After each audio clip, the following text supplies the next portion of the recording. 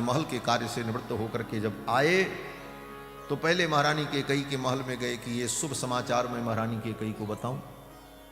और जब पहुंचे तो महारानी कैकेयी की ये दशा देखी, महाराज भूमि पर पड़ी थी। महाराज ने कहा, देवी किसने आपका अप्रिय किया है?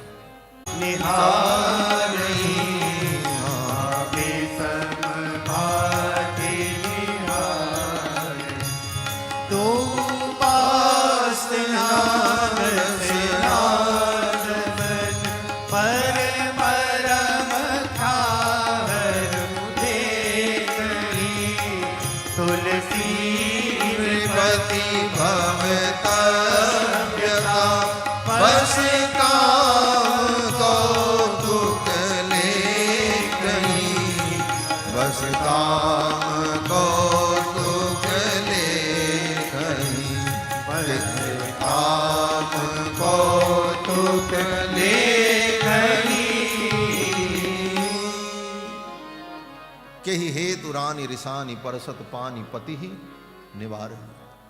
जो ही महाराज ने छुआ, महारानी कैकेयी ने हाथ झटक दिया, मुझे मत छू।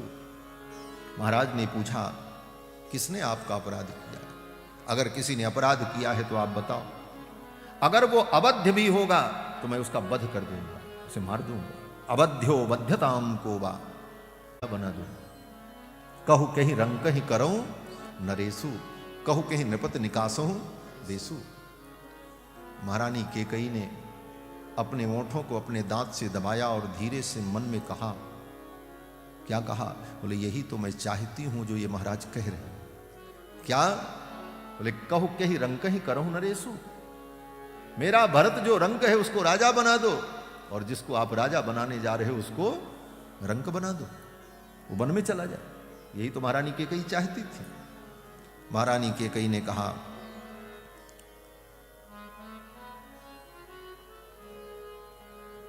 आप कहते बहुत कुछ हो, लेकिन आज तक आपने क्या किया?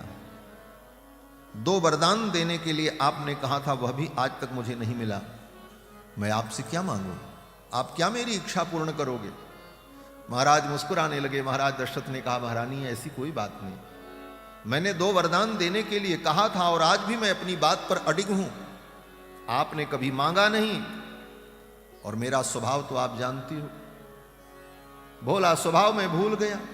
थाती राखी ना मांगे हुकाहू, थाती राखी ना मांगे हुकाहू, बिसरी गयो बिसरी गयो मोरे स्वभाव। दशरथ जी ने कहा, मेरा स्वभाव है, मैं भूल गया, लेकिन कोई बात नहीं, भूल गया तो इसके बदले में मैं आपको वचन देता हूं। 2 वरदान देने के लिए मैंने कहा था, और वो 2 वरदान देने में विलंब हुआ, इसलिए 2 के बदले में 4 आप मांग लो। मैं 4 देने को तैयार हूं। झूठे हो हम ही दोष जन देहु, झूठे हो हम ही दोष जन देहु, तुई के 4 मांग मकुले हो, तुई के 4 मांग मकुले हो, तुई के 4 मांग मकुले। महाराज ने कहा, 2 के बदले में 4 मांग लो। वो तो महाराज अपने बात से पलट जाएंगे, पीछे हट जाएंगे। एक काम करना, मन की बात, अपने वरदान की चर्चा करने के पहले महाराज को उनके प्रिय पुत्र राम की शपथ दिला देना, और राम की अगर वो शपथ ले लेंगे तो सब कुछ छोड़ सकते हैं, राम की शपथ नहीं छोड़ सकते। महारानी कैकेयी ने यही किया। महारानी कैकेयी ने कहा, आप अपने ज्येष्ठ पुत्र राम की शपथ लो कि मैं जो कहूंगी आप करोगे, तब मैं अपने मन की बात कहूंगी। अब दशरथ जी से दूसरी भूल हो गई, भावावेश में आकर के शपथ भी ले ली। ऐसी कोई परिस्थिति आवे तो भाव पर नियंत्रण रखना चाहिए। दशरथ जी ने तुरंत शपथ ले ली, तेन रामेण कैकेयी सपेते वचन क्रियाम। कैकेयी मैं शपथ लेता हूं अपने पुत्र राम की तुम जो कहोगी वो मैं करूंगा।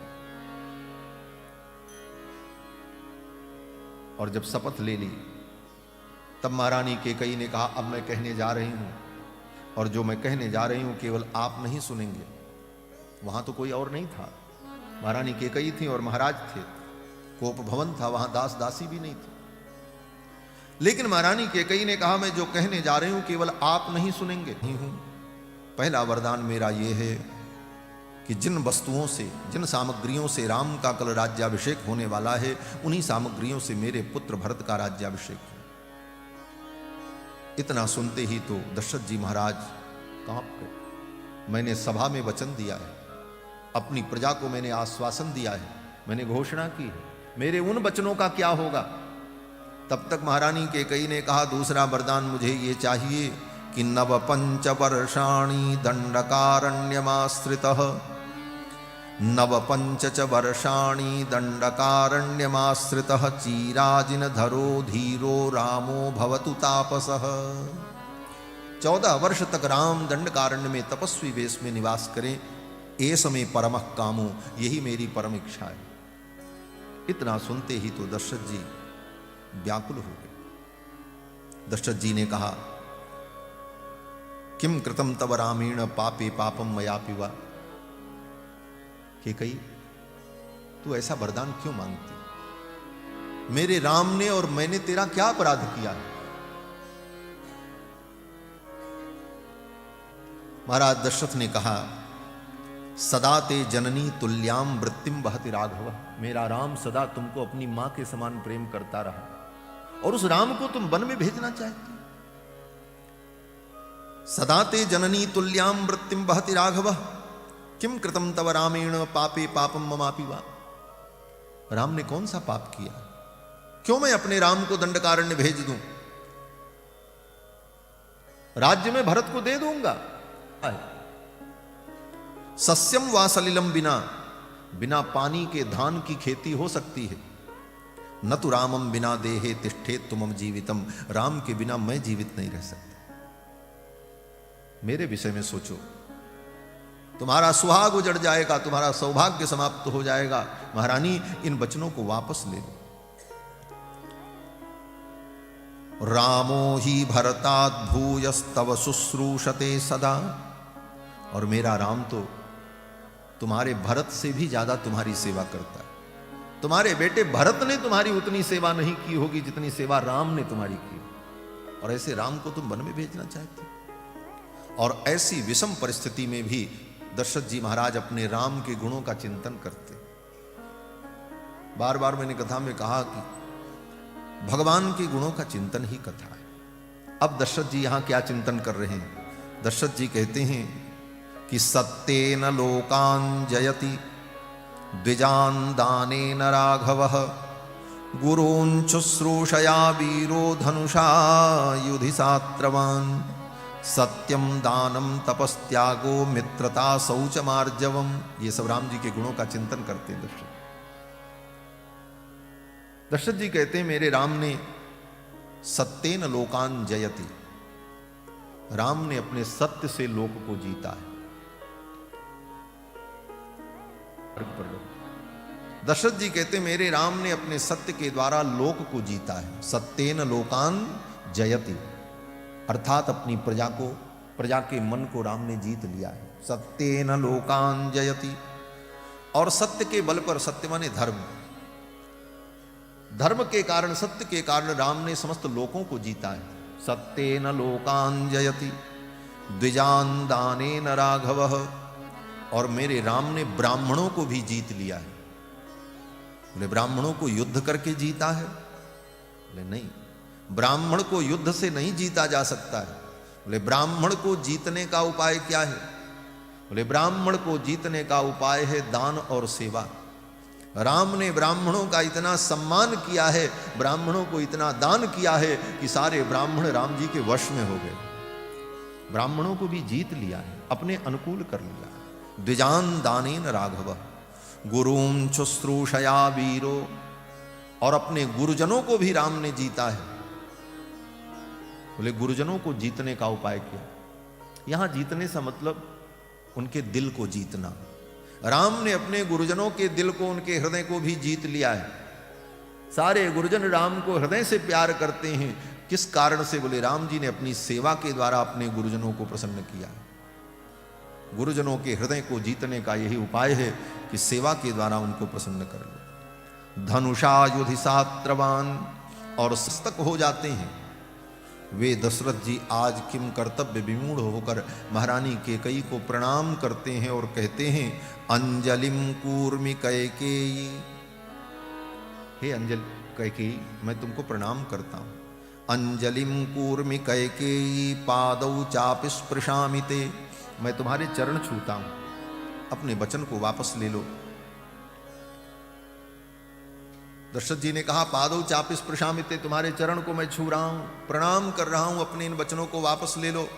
लेकिन इसके बाद भी महारानी कैकेयी को दया नहीं आई और महारानी कैकेयी ने कहा देखिए ये सब नाटक ओटक मत करिए मेरे सामने, ये नाटक मुझे पसंद नहीं है। अगर यही आपको करना था तो आपने वचन क्यों दिया? और अगर आप मेरे वचन को पूर्ण नहीं कर सकते तो मेरा भी निर्णय आप सुन लीजिए।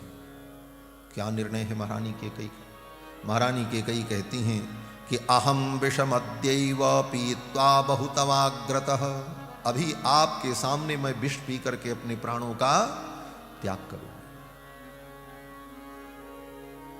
अपने काम को करवाने के लिए, अपने मन की बात को मनवाने के लिए दो तरीका बड़ा गजब है महाराज, बड़ा भयानक। एक तरीका तो यह है कि मेरी बात मान लो नहीं मैं तुमको मार दूंगा, और दूसरा तरीका है मेरी बात मान लो नहीं तो मैं मर जाऊंगा। महारानी कैकेयी ने कहा मैं विष पी करके मर जाऊंगी। अहम ही विषमद्दैव पीत्वा बहुतवाग्रता, आपके सामने ही पश्यतस्ते मरिष्यामि, आपके देखते देखते मरूंगी। रामो यद्यभिषिच्यते, और महाराज आप राम का राज्याभिषेक नहीं करेंगे, कल आप मेरा अंतिम संस्कार करेंगे, आप मेरा पिंडदान करेंगे, आप राम का राज्याभिषेक नहीं कर सकते। इतनी कठोर हो गई महारानी कैकेयी। वा प्रणश्यवा, जा तू विष पी करके मर जा, लेकिन मैं तेरी इच्छा पूर्ण करने वाला नहीं। सहस्रसो वा स्फुटिताम महीम ब्रज, ये पृथ्वी फट जाए तू पृथ्वी में धंस जा, लेकिन मैं राम को वन नहीं भेज सकता। और इतना कहते हुए दशरथ जी महाराज विलाप करने लगे। महारानी कैकेयी को थोड़ी भी दया नहीं आई, और यही करते करते अर्धरात्रि हो गई। दशरथ जी महाराज रोते रहे, धीरे धीरे सवेरा हो गए। पूरी रात दशरथ जी रोते रहे और महारानी कैकेयी सामने बैठ करके उनको घूरती रही, देखती रही, जैसे कोई मृग असक्त पड़ा हो और एक सिंघनी उसके सामने बैठी हो, कब शिकार कर लेगी कोई ठिकाना और कोई बचाने वाला नहीं। दशरथ जी महाराज विलाप कर रहे हैं, रो रहे हैं। एक एक पल कल्प के समान बीत रहा था। रात बीती, जब सवेरा हुआ, बंदी जन गुणगान करने लगे। वो गुणगान के शब्द, वो बिरदावली सुन करके दशरथ जी महाराज को और अपार पीड़ा होने लगी। और फिर दशरथ जी महाराज ने सुमंत्र को बुलाया और सुमंत्र जी से कहा मंत्रीवर्य, मैं अपने पुत्र राम को देखना चाहता हूं। धर्म बंधेन बद्धोस्मि नष्टा च मम चेतना, मेरी चेतना नष्ट हो रही है। ज्येष्ठम पुत्रम प्रियम रामम, मेरे राम को मेरे पास बुला करके लिया। सुमंत्र जी महाराज चल पड़े और गए और जाकर के भगवान श्री राम से निवेदन किया, पिताजी आपका स्मरण कर रहे हैं। भगवान श्री राम को बुलाने के लिए जब सुमंत्र जी गए हैं, अभी तक किसी को कुछ पता नहीं। सीता जी को पता चला। महाआमात्य सुमंत्र आए। दशरथ जी के सभी मंत्रियों में सर्वश्रेष्ठ मंत्री सुमंत्र जी हमारा। दशरथ जी के 8 महामंत्री हैं। धृष्टिर जयंतो विजय सुराष्ट्रो राष्ट्रवर्धन अकोपो धर्मपालश्च सुमंत्रश्चाष्टको महान। ये 8वें महामंत्री सुमंत्र जी महाराज। ऐसे महाआमात्य को दशरथ जी ने भेजा है राम जी को बुलाने के लिए। तो सीता जी क्या कहती हैं? सुमंत आए हैं ये देख करके सीता जी कहते हैं, यादृशी परिषद तत्र तादृशो दूत आगतः। जैसी सभा है महाराज दशरथ की, वैसा ही दूत आया है। अर्थात सुमंत्र जी आए हैं दूत बनकर के, इसका मतलब कोई बहुत गंभीर सभा होने वाली है, इसलिए ऐसे दूत को प्रेषित किया है महाराज ने, में प्राप्त नहीं हुआ। इस ग्रंथ का नाम ही मंगलाशासन ग्रंथ है। महर्षि वाल्मीकि के मुख से जो पहला श्लोक प्रकट हुआ वह भी भगवान को आशीर्वाद देने के लिए ही प्रकट हुआ। मां निषाद प्रतिष्ठाम त्वम अगम शाश्वती समाह यत् क्रौंच मिथुनादेकम अवधि काम मोहितम। गोविंदराज स्वामी जी ने यही अर्थ किया। मां निषाद, मां माने लक्ष्मी, निषाद माने निवास, श्रीनिवास, मां निषाद, ये भगवान का संबोधन हो गया। मां निषाद, हे राम, हे रमाकांत, मां निषाद प्रतिष्ठाम त्वम अगमः, दीर्घ काल तक आप प्रतिष्ठा को प्राप्त करो, आपकी यश और कीर्ति का संवर्धन हो। क्यों? तो कहते हैं शाश्वती समाह, शाश्वती प्रतिष्ठा आपको प्राप्त हो। क्यों? बोले यत् क्रौंच मिथुनादेकम अवधि काम मोहितम। क्रौंच का जो जोड़ा है मंदोदरी और रावण, उसमें से जो रावण है उसको आपने मार दिया अवधि।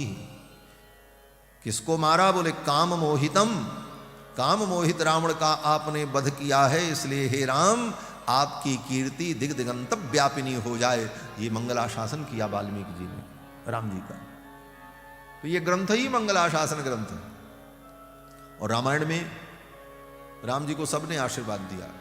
जनक जी ने दिया, दशरथ जी ने दिया, कौशल्या जी ने दिया, सीता जी ने दिया, हनुमान जी ने आशीर्वाद दिया राम जी को, विराध राक्षस ने आशीर्वाद दिया है राम जी को, परशुराम जी ने भगवान की मंगल कामना की।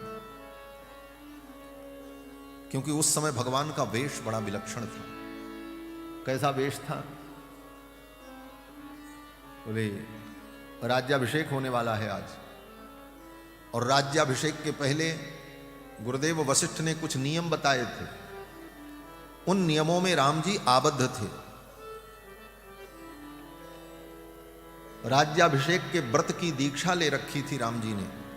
तो दीक्षितम व्रत संपन्नम वराजिन धरम शुभम, और मृगचर्म का उत्तरीय धारण किए हुए, कुरंग श्रृंग पाणिम च, कुरंग श्रृंग पाणी, हिरण के सींग को हाथ में बांध रखा है।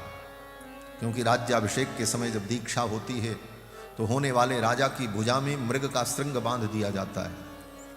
कुरंग श्रृंग पाणिम पश्यंतीम ताम भजाम्यहम। इस रूप को जब देखा, व्रत धारण किए हुए राम के रूप को, तो महारानी श्री जानकी ने कहा, पूर्वाम दिशम वज्रधरो दक्षिणाम पातु ते यमः वरुणः पश्चिमामासाम धने सस्तुत्तराम दिशम। चारों दिशाओं से आपका मंगल हो। पूर्व दिशा से इंद्र आपका मंगल करें, दक्षिण दिशा से यमराज आपका मंगल करें, और वरुणः पश्चिमामाशाम, पश्चिम दिशा से वरुण देवता आपका मंगल करें। धनेशस्तुत्तराम दिशम, उत्तर दिशा से कुबेर आपका मंगल करें। चारों दिशाएं आपके लिए मंगलमयी हों। यह मंगल कामना करके महारानी जानकी ने भगवान को विदा किया। भगवान रथ पर बैठ करके चले, और रथ पर बैठकर अपने पिता के महल के लिए जब चले तो नहीं तस्मान मनः कश्चित चक्षुषी वा नरोत्तमात्। नरः समय भी अच्छे लगते हैं और जाते समय भी अच्छे लगते। आगे से मुखमंडल की कांति का दर्शन, और भगवान जब जाते हैं तो पीछे से उनके सौंदर्य क्रांति का दर्शन जो होता है,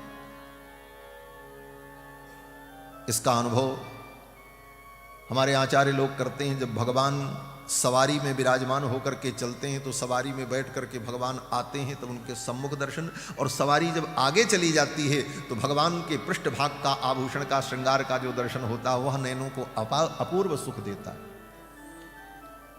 राम जी जा रहे हैं। नहीं तस्मान मनः कश्चिन चक्षुषी वा नरोत्तमात् नरः शक्नोत्यपाकृष्टुम अतिक्रांतेपि राघवे। राम जी अतिक्रांत हो गए, चले गए, लेकिन लोगों की दृष्टि उनके ऊपर गड़ी हुई है। जा रहे हैं राम जी, फिर भी लोग उनको देख रहे हैं, पीछे से देख रहे हैं। अब राम जी को देखने का क्या भाव है? वाल्मीकि जी कहते हैं यश्च रामम न पश्येत्तु, यश्च रामम न पश्येत्तु यम च रामो न पश्यति। जिसने राम जी को नहीं देखा और जिसको राम जी ने नहीं देखा, यम च रामो न पश्यति निंदितः सर्वलोकेषु। संसार में वही निंदित प्राणी है। वो निंदित नहीं है जो मूर्ख है, अविद्वान है, निर्धन है, पापी है, वो निंदनीय नहीं है। निंदनीय वो है जिसको राम जी ने नहीं देखा अथवा जिसने राम जी को नहीं देखा। यश्च रामम न पश्येत्तु यम च रामो न पश्यति निंदितः सर्वलोकेषु। समस्त लोकों में वो प्राणी निंदित है। आप बहुत बड़े गुणज्ञ हो जाओ, विद्वान हो जाओ, पंडित हो जाओ, धनवान हो जाओ, लेकिन राम जी का दर्शन आपने नहीं किया तो आप निंदनीय हो। किंवा राम जी की कृपा, लेकिन अगर उस निंदा को स्वीकार नहीं करता है तो आज नहीं कल उसकी आत्मा ही उसकी निंदा करेगी, उसको धिक्कारेगी कि तुमने मानव जीवन पाया और राम का दर्शन नहीं किया, राम के चरणों में अनुराग नहीं हुआ। भगवान श्री राम आए और महारानी कैकेयी के महल में प्रविष्ट हुए और ज्यों ही पहुंचे तो देखा पिताजी की इस दशा को। तो राम जी ने चरणों में वंदन किया, प्रणाम किया, लेकिन दशरथ जी ने आशीर्वाद नहीं दिया। दशरथ जी रोते रहे, मौन थे। ऐसा दृश्य प्रभु श्री राम ने कभी नहीं देखा था। कभी अपने पिताजी के सम्मुख राम जी गए हों और दशरथ जी महाराज चुप रहे हों, मौन रहे, ऐसा कभी हुआ ही नहीं। लेकिन आज तो दशरथ जी मौन है, आशीर्वाद भी नहीं दिया।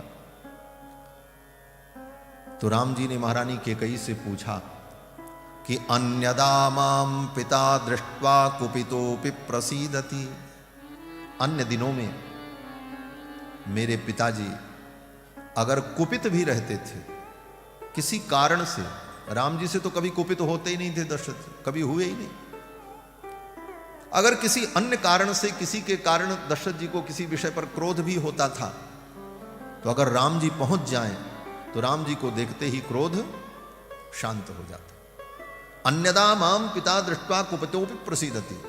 राम जी कहते हैं अन्य दिनों में मुझे देख करके मेरे पिताजी कुपित भी रहते थे तो प्रसन्न हो जाते। आचार्यों ने इसका भाव अनुभव किया है कि कभी कभी तो ऐसा होता था कि दशरथ जी अपने न्यायालय में बैठकर किसी मुकदमे की सुनवाई कर रहे होते और उसमें किसी अपराधी को दंड देना है। दोनों पक्ष सुनने के बाद दशरथ जी इस निष्कर्ष पर पहुंचे कि इस अपराधी को मृत्यु दंड दे दिया जाए, इस अपराधी को मृत्यु दंड दे दिया जाए। इस निष्कर्ष पर पहुंचे और ये निर्णय सुनाने जा रहे थे, लिखने जा रहे थे, इस व्यक्ति को फांसी दे दी जाए, इसने पाप किया। क्या कारण है? क्या मैंने कोई अपराध किया अथवा मेरे पिताजी को कोई मानसिक दुख है? फिर भी दशरथ जी कुछ नहीं बोले तो महारानी कैकेयी बोल पड़ी। महारानी कैकेयी ने कहा, राम, इनको न कोई दुख है न कोई बीमारी है,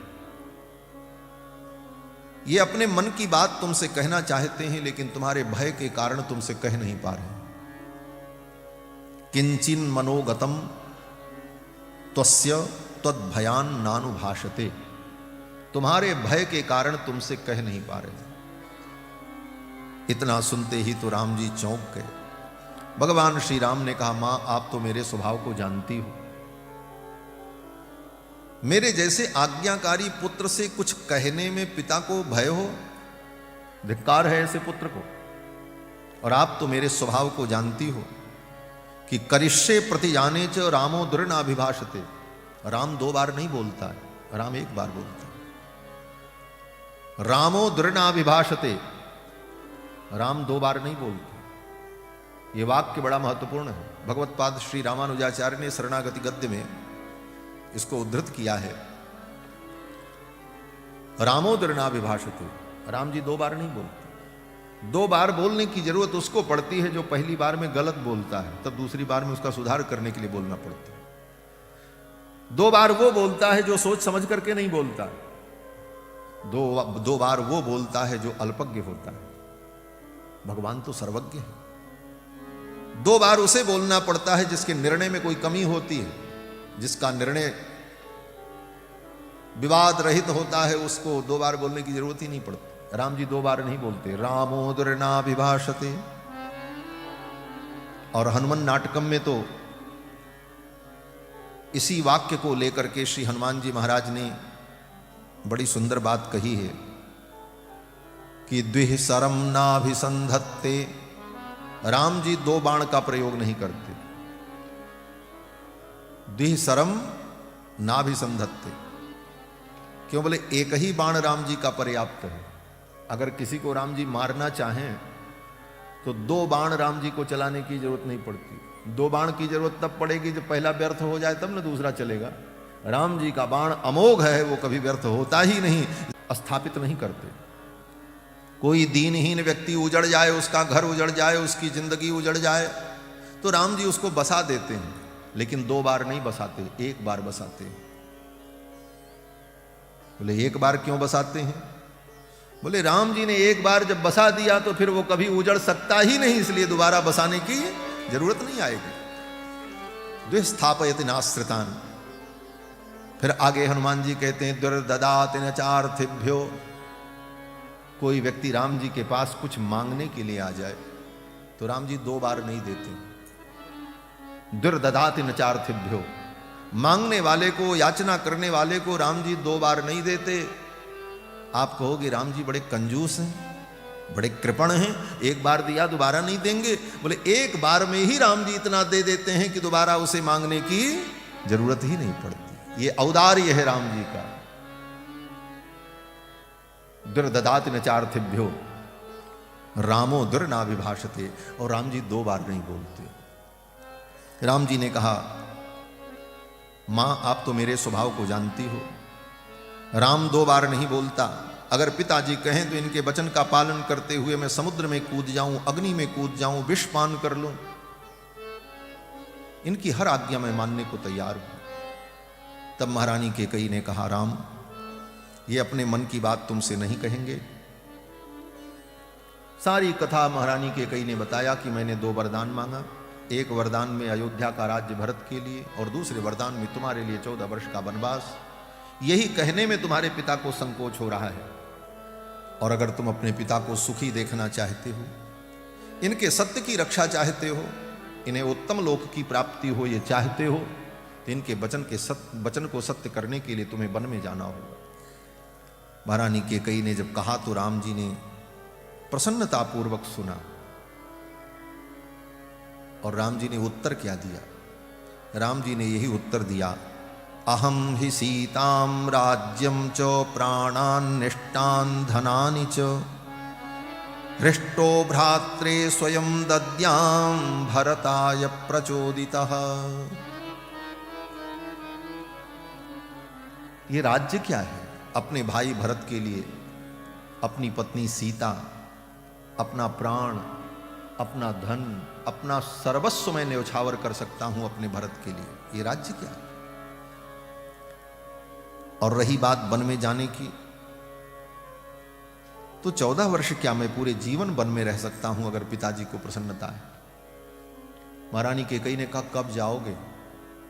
कितनी निष्ठुर है महारानी कैकेयी। इस समय इतनी निष्ठुर हो गई महारानी कैकेयी। महारानी कैकेयी कहती राम कब जाओगे वन में? राम जी ने कहा यहां से जाएंगे, तैयारी करेंगे, निकल जाएंगे। महारानी कैकेयी ने कहा राम जब तक तुम वन में नहीं जाओगे तब तक तुम्हारे पिता न स्नान करेंगे, न भोजन करेंगे, न पानी पिएंगे। अगर तुम इनको सुखी देखना चाहते हो तो जितना जल्दी हो सके तुम चले जाओ।